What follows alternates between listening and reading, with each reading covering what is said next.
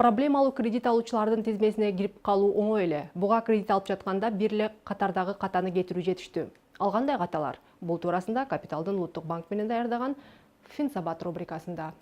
Финансылык кредиттик мекемелерге кайрылганда ишенсең дагы текшер деген алтын эрежени кармануу керек. Айрыкча алгачкы кадамдардан ката кетирбөө зарыл. Баарынан дагы кредиттик келишимди укпай туруп ага кол койбоңуз. Болбосо сиздин дагы банктын дагы убактысы нервин алышы мүмкүн. Алгач келишимге кол коерду. Анда банк рекламалаган үстөк пайыз жазылганына көңүл буруңуз. Баарынан да ал кайсыл суммадан жана кандай эсептелерин билип алыш керек. Мыйзам боюнча үстөк пайыз кредиттин калган бөлүгүнө карап саналат. Кредиттин баардык суммасына үстөк пайыз саналышы мүмкүн эмес. Анын тийиштүү бир бөлүгүн сиз төлөгөн же төлөбөгөн болсоңуз дагы.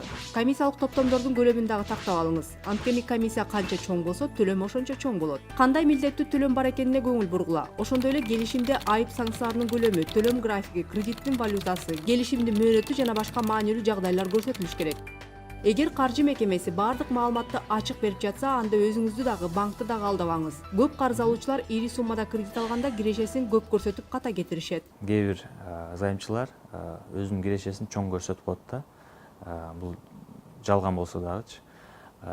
Мындай кылган нерсе туура эмес деп эсептейбиз. Анткени кийин эле өзү займчы кайра эле кыйналып калат. Анткени кийин мындай кыйынчылыктар кайра башка чоң, андан да чоң кыйынчылыктарга алып келе берет.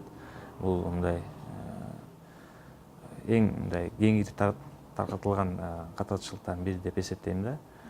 Адатта кредиттик мекемелер финансылык кыйынчылыкка туш болгон кардарларын түшүнүүгө аракет кылат. Андыктан эгер сиздин кирешеңиздин көлөмү өзгөрүп, айлыгыңыз кыскарып же такыр эле ишсиз кала турган болсоңуз, аны банктан жашырбаңыз. Болбосо төленбөгөн кредит үчүн пени айыппул өсө берет. Андыктан аны кредиттик адиске дароо айтсаңыз, биргелешип бир жолун табасыңар.